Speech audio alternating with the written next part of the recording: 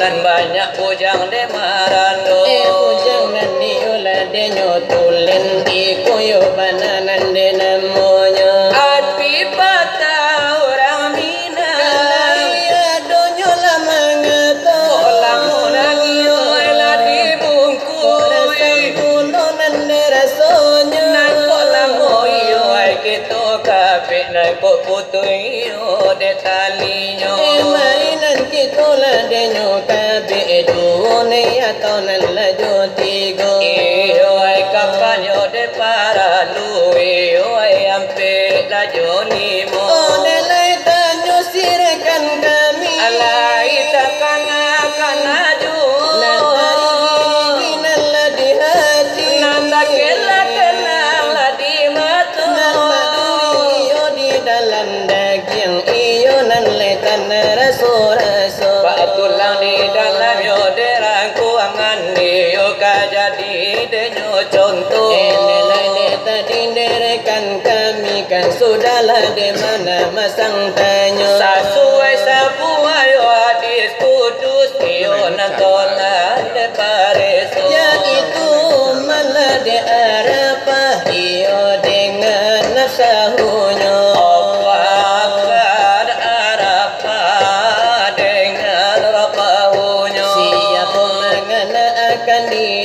seolah mengana akan Tuhannya ikan tangarat iyo hadis itu nan jadi buah de nyotanya siapunan niola nan di kanan mengana itu nan la siapo kok tampe nan iyo de mangana nan di mano banayo de tampe nyo jalan de manangana diri barapun de buah la de banyaknya itu nama rusuh nama agama nama di dalam dado larung iyo kamarianta mari senjang la di buenyo maandom yo kita wasilawai kini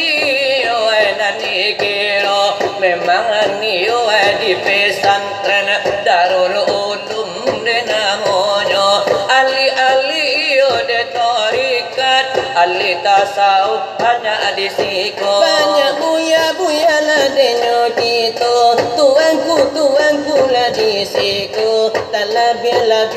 denyo bana kapado protokol lah denyo kita ya itu tuanku apa malu dinan menjadi wali semuanya sabananan niyola denyo bari balai narasunan kini naingko larasu manyuwayo de pijai kami kapadoyo orang Cino larasu iyo ay kapangulu kami madoyo de kana tambu larasu iyo orang pandeka nande yo kami yo ago baraso iyo ka orang tani de kami manjua pitulu enelai bagi tulah denyo banalah kamanda dilade umpamu tetapi